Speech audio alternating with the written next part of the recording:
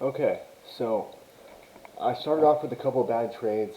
I can't show them because I didn't really have the Roblox chart up here. But anyways, obviously, I'm not off to a great start. So Tesla here. Now I have a drop, retrace, and then I'm looking for a candle under candle right here. So I want to get in, try to get in, and didn't fill me right away. So okay, I want in now. Now what happens a lot here is it kind of holds up, and then it starts to retrace more, and then it's going to break view up, and then it goes back down. So is it trapping, or is it going to drop, or is it going to pop? And it starts to squeeze. I'm already down 75 bucks on this trade.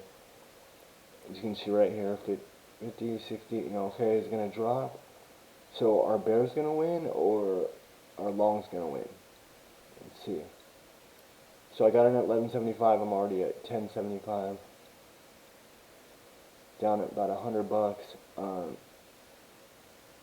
it's going to squeeze. So I got out. I'd rather cut a loser quick than let it run. And I lost about 150 something bucks on that one.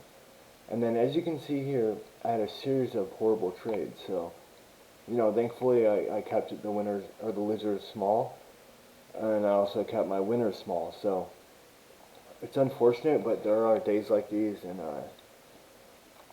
I'm trying to figure out how to recognize sooner that it's just not my day.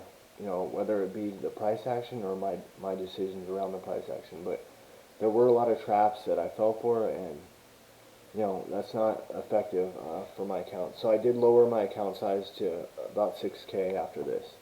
But thank you for watching. I hope you have a great day.